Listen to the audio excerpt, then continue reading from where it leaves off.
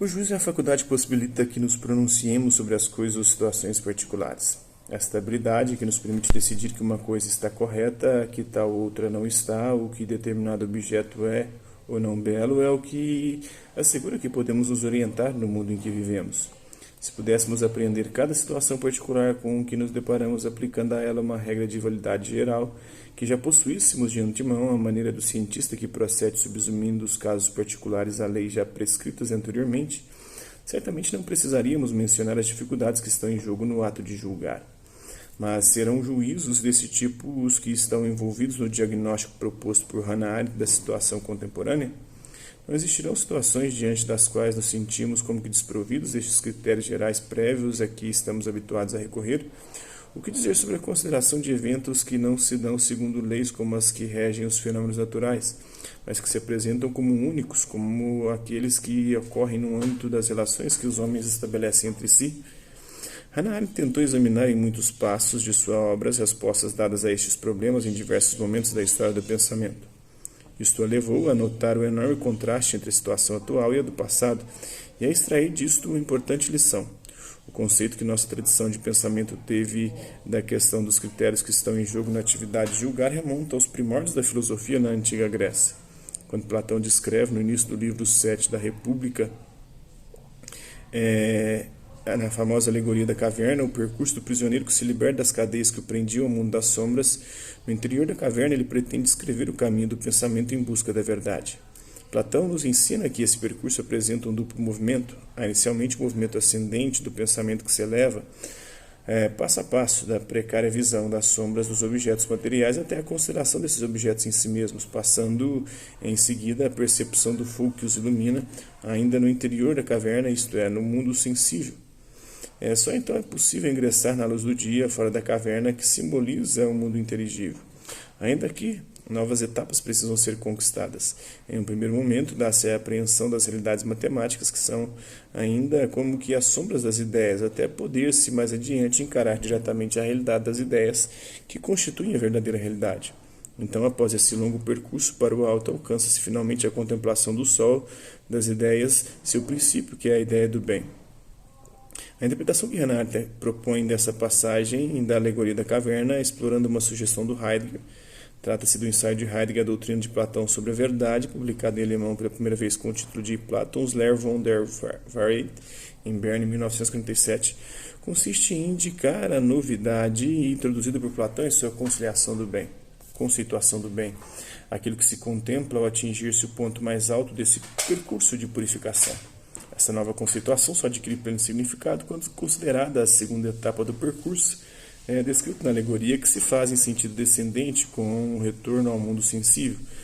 Nesse momento, aquilo que aparecia como uma descrição de um movimento feito pelo pensamento ganha uma personificação na figura do filósofo que, possuindo agora um conhecimento considerado verdadeiro, é representado no mundo interior da caverna, no mundo dos homens, como seu governante. Que novidade para Hannah Arendt estaria neste momento sendo introduzida por Platão, que torna tão central o lugar de a República no pensamento ocidental. Ela consiste em ter Platão atribuído então à sua conceituação do bem um conteúdo normativo. A partir de agora o caminho do pensamento ganha uma direção bem determinada. Ele deve possibilitar o acesso ao bem concebido como uma verdade que é tomada como um padrão, uma medida a partir da qual se deve avaliar o âmbito mundano.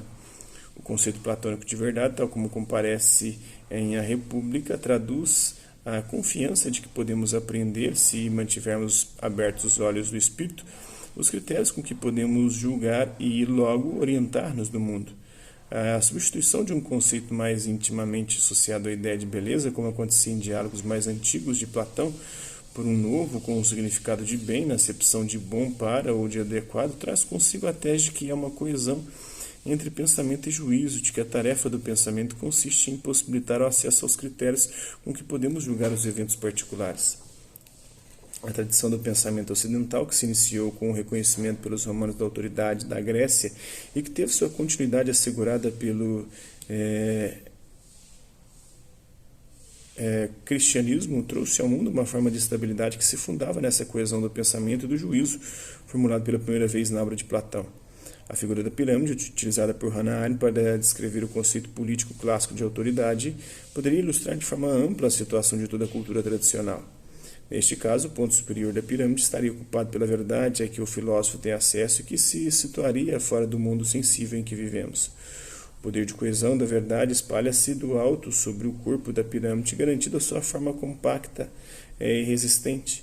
A verdade teórica ilumina o contexto da prática, nossa moral, a vida política e os critérios com que apreciamos cada um dos seres particulares do mundo. Tudo isto foi radicalmente alterado quando, no início da era moderna, a nova ciência adotou como atitude básica a desconfiança de que a teoria fosse capaz de se abrir a qualquer forma de verdade. A suspeita com relação à possibilidade de nos fiarmos em nossa capacidade receptiva, seja através do sentido, seja através de uma faculdade que, embora puramente intelectual, como é o caso da imaginada por Platão, fora concebida com base no confiável modelo dos sentidos, constitui o motivo central da filosofia e da ciência modernas. Uma tal desconfiança fundava-se no fato de que o aparato de instrumentos mobilizados pela ciência, e aqui Hannah Arendt tem em mente as observações feitas por Galileu pelo telescópio no início do século XVII, indica que nossa apreensão imediata do mundo pode muito bem ser por eles desmentida, não sendo, portanto, merecedora de crédito. Então, esse é um trecho aí da obra A Vida do Espírito de Hannah Arendt, e o prefácio à edição brasileira. Espero que vocês tenham gostado. Hasta la vista, até a próxima.